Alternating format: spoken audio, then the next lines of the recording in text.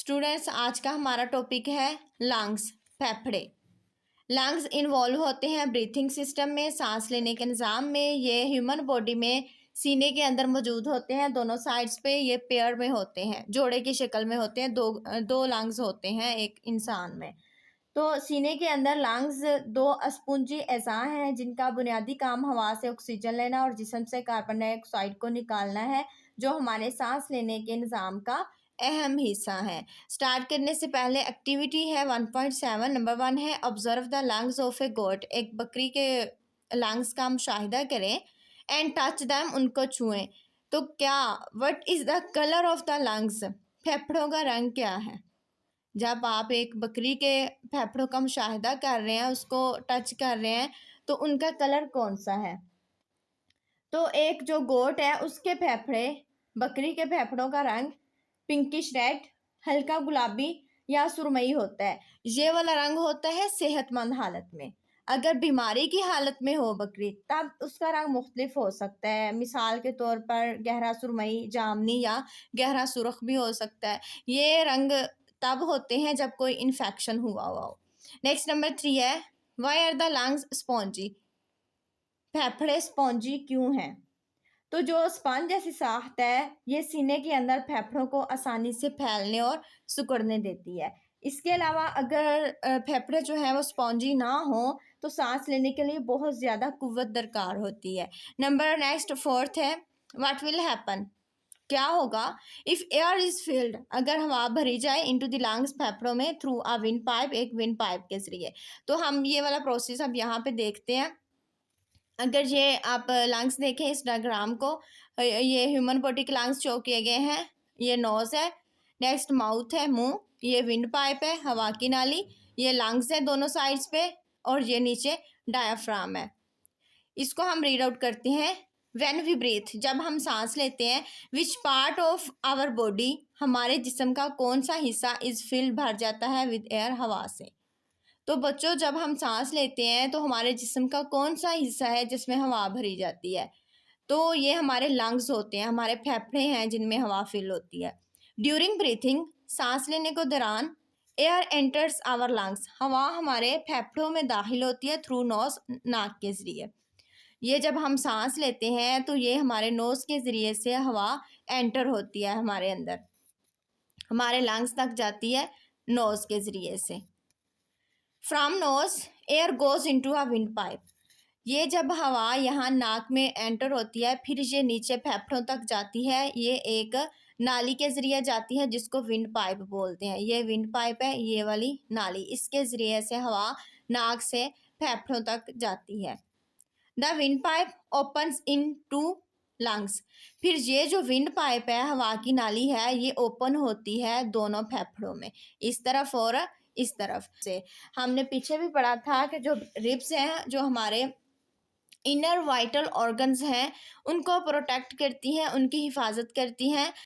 The lungs are surrounded by ribs, जो हमारे फेफड़े हैं वो भी घिरे हुए होते हैं पसलियों से, पसलियों ने उनको घेरा हुआ होता है।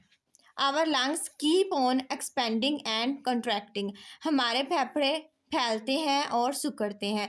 एक्सपेंडिंग होता है फैलना, कंट्रैक्टिंग होता है सिकुड़ना। ये कब होता है? जब हवा हमारे फेफड़ों में दाखिल होती है, जब हम सांस लेते हैं, हम मुंह के ज़रिए, नाक के ज़रिए से हवा को अपने अंदर लेके जाते हैं, तो हमारे फेफड़े एक्सपेंड होते हैं, फैल जाते हैं। जब हम सांस को बाहर निकालते हैं, हवा को बाहर निकालते हैं, जो कार्बन डाइऑक्साइड होती है उसको खारिज करते हैं, तब हमारे फेफड़े कंट्रैक्ट होते हैं, सिकुड़ जाते हैं।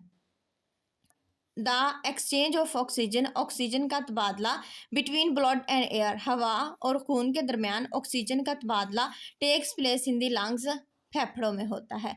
हवा और खून के दरमियान ऑक्सीजन का तबादला फेफड़ों में होता है। आप ये सारा प्रोसेस देखें, हमारे लंग्स क्या काम करते हैं।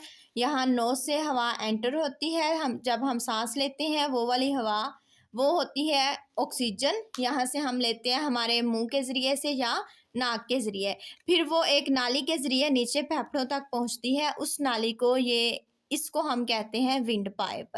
फिर ये जाके ओपन होती है नीचे राइट एंड लेफ्ट दाएं और बाएं फेफड़े के अंदर ये ओपन होती है। तो जैसे ही यहाँ से हवा एंटर होती है, हम सांस लेके अंदर की तरफ जाते हैं, तो हमारे जो फेफड़े हैं ये एक्सपेंड हो जाते हैं, फैल जाते हैं। तो जैसे ही हम सांस को बाहर निकालते हैं तो ये सिकुड़ जाते हैं, हमारे फेफड़े कंट्रैक्ट हो जाते हैं और हवा यहीं से फिर वापस से रिलीज होती है। जो हम अंदर लेके जा रहे हैं हवा को, वो ऑक्सीजन है, और फिर जिसको हम बाहर निकाल रहे हैं वो कार्बन डाइऑक्साइड है। तो ये है लंग्स। ये हमारे फेफड़े, यहाँ पे रिब्स शो नहीं की हुई, बट अगर आप इस वाले डायग्राम को देखें तो यहाँ पे ये हमारी रिब्स है। तो रिब्स के नीचे हमारे यहाँ पे फेफड़े मौजूद होते हैं। जो हमारी रिब्स हैं वो प्रोटेक्ट कर रही होती हैं हमारे लंग्स को। फेफड़ों के ऊपर भी यहाँ पे मौजूद होती हैं खून की नालियाँ, ब्लड वेसल्स होती हैं। ये हमारे फेफड़ों के ऊपर, यहाँ से जब हवा यहाँ पे पहुँचती है फेफड़ों में, तो यहाँ पे खून की नालियाँ होती हैं, ब्लड वेसल्स होती हैं। वो वहाँ से फिर ऑक्सीजन लेती हैं, ऑक्सीजन लेके उसको खून में शामिल करते हैं। यहाँ पे हमने पढ़ा है the exchange of oxygen between blood and air, हवा और खून के दरमियान ऑक्सीजन का तबादला takes place in the lungs, फेफड़ों में होता है। यहाँ पे फेफड़ों के ऊपर हवा की नालियाँ, ब्लड वेसल्स होती हैं, जो फिर फेफड़ों से ऑक्सीजन ले के खून में शामिल कर देती हैं, और खून से जो कार्बन डाइऑक्साइड है वो लेके फेफड़ों में भेजती हैं, फेफड़ों में रिटर्न करती हैं, और फेफड़े उसको हवा की नाली के ज़रिए से बाहर निकाल देते हैं, जिसको हम अपने नोज़ या माउथ के ज़रिए रिलीज़ करते हैं, उसको हम खारिज करते हैं। तो जो लंग्स हैं ये वाइटल ऑर्गन है हमारी ह्यूमन बॉडी का। ये सारा हमारा ब्रीथिंग सिस्टम है जो नोज से स्टार्ट होता है, और ये सारा टेक प्लेस होता है हमारे फेफड़ों में। तो जैसे यहाँ पे हमने पढ़ा था कि अगर विंड पाइप के ज़रिए फेफड़ों में हवा भरी जाए तो क्या होता है। तो अगर आप देखें तो ये विंड पाइप है, इसके ज़रिए से अगर हवा आ रही है यहाँ फेफड़ों के अंदर, तो हमने पढ़ा कि हमारे फेफड़े क्या होते हैं, एक्सपेंड हो जाते हैं, फैल जाते हैं। और इसी तरह से जब हम हवा को रिलीज़ करते हैं विंड पाइप के ज़रिए से ही करते हैं, तो वो कंट्रैक्ट हो जाते हैं, फेफड़े सिकुड़ जाते हैं। जैसे एक बलून है, उसके अंदर जब हम हवा फिल करते हैं, एयर फिल करते हैं, बलून क्या होता है, फैल जाता है, फैलता जाता है। तो जैसे ही हम उसमें से हवा को निकालना हो हमने, तो जैसे ही हवा उसमें से बलून में से हम निकालते हैं तो वो सिकुड़ जाता है, कंट्रैक्ट हो जाता है। इसी तरह से हमारे फेफड़े भी हवा के आने से फैल जाते हैं और बाहर निकालने से सिकुड़ जाते हैं।